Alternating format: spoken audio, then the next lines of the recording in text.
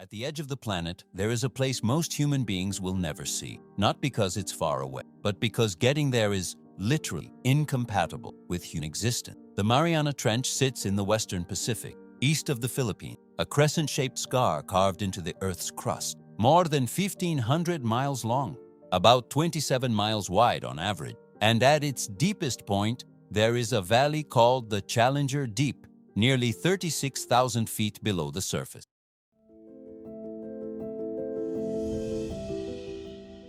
To understand what that means, if you took Mount Everest, the tallest mountain on Earth, and dropped it into the Challenger Deep, there would still be over a mile of water above its peak. More people have been to outer space than have reached that depth.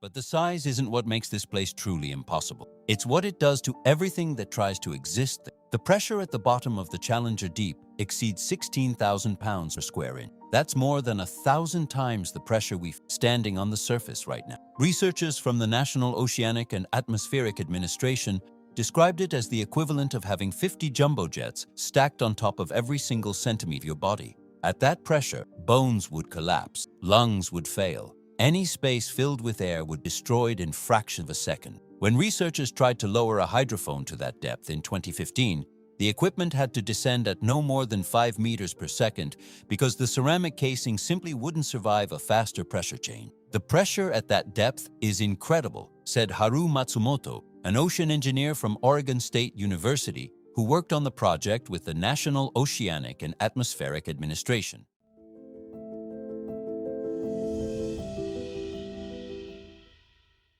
And then comes the darkness. Sunlight starts fading around 600 feet down. By about 3,000 feet, it's gone completely. What exists below that isn't just the absence of light. It's permanent darkness, absolute, unchanging. It doesn't matter what time of day it is. It doesn't matter what sea. Down there, seeing stopped being an advantage a long time ago. And then there's the silence, or what everyone assumed would be silent. When the National Oceanic and Atmospheric Administration sent a hydrophone to the Challenger Deep for the first time, they expected to find the quietest place on the planet. What they found was the opposite. Over 23 consecutive days of recording, the equipment picked up earthquakes from near and far, the long, low moans of baleen whales, and the roar of a Category 4 typhoon passing directly overhead. You would think that the deepest part of the ocean would be one of the quietest places on Earth, said Robert Giac, the project's chief research oceanographer. Yet there is almost constant noise.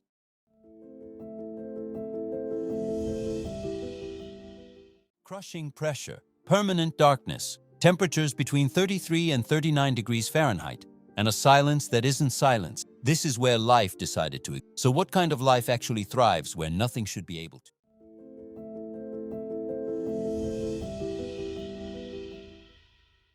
In the darkest place on Earth, life found a solution no human engineer would have thought to design. It invented its own light. Researchers at the Monterey Bay Aquarium Research Institute analyzed 17 years of video footage recorded by remotely operated underwater vehicles, covering everything from the surface down to nearly 13,000 feet. What they found was staggering. 3/4 of all creatures living in that water column are capable of producing bioluminescence, light generated by a chemical reaction happening inside their own bodies. 3/4. That's not a rare adaptation, that's the standard. Some creatures use that light to lure prey.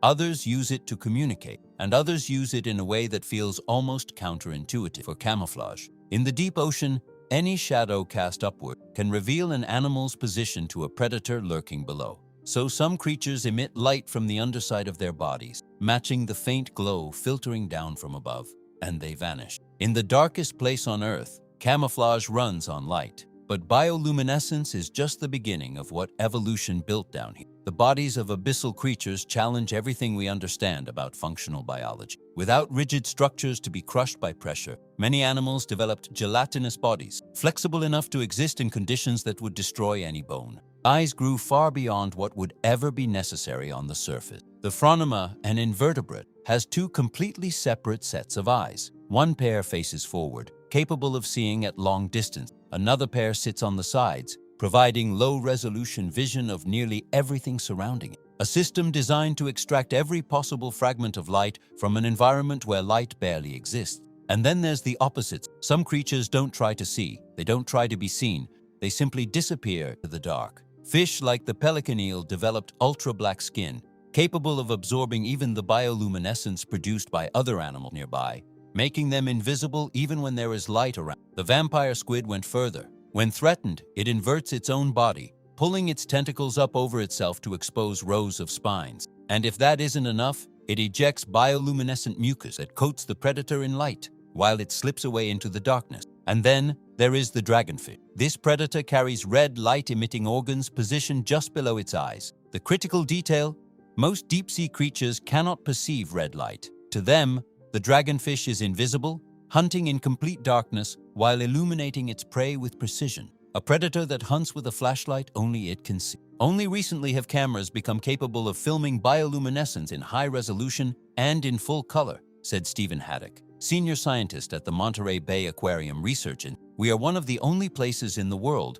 where we have taken this new technology into the deep ocean, allowing us to study the luminous behavior of deep-sea animals in their natural habitat.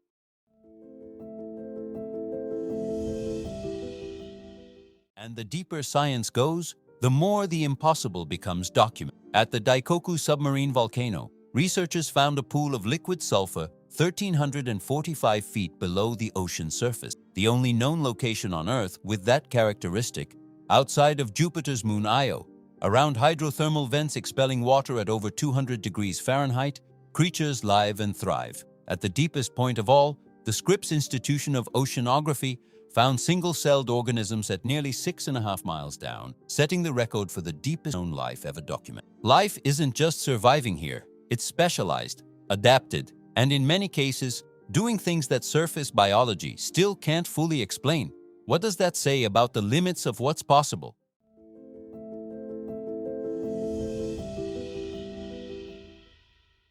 Here is the number that changes everything. More than 80% of the ocean floor has never been mapped, explored, or even observed by humans. The place we know most about in the solar system might be the surface of Mars. The place we know least about might be right here, a few miles below the oceans that cover 70% of our own planet. Fewer people have descended to the Challenger Deep than have climbed Mount Everest, and every single expedition that made it down there came back with something science didn't expect to find. James Cameron descended alone in 2012 aboard the Deep-Sea Challenger submersible, reaching 35,787 feet. Victor Vescovo set the record in 2019, reaching 35,853 feet. In both cases, what was documented kept expanding the boundaries of what we thought we knew about life. And the most important thing isn't what was found, it's what hasn't been yet. If 3/4 of the known creatures in that water column produce bioluminescence, what do the species we haven't identified yet do? If single-celled organisms live at nearly 6.5 miles deep, what else exists in the regions no human equipment has ever reached? This research isn't just scientific curiosity. Pressure sensors on the ocean floor help monitor water level fluctuations caused by climate change, data that directly shapes coastal planning for entire countries. What happens down there is connected to what happens up here, and maybe that's the most important thing to say. If life can exist in the Mariana Trench, under pressure equivalent to 50 jumbo jets, in near-freezing temperatures, in permanent darkness, with almost nothing to eat, what does that say about the limits of what's possible? And if this extreme environment still holds more than 80% of its contents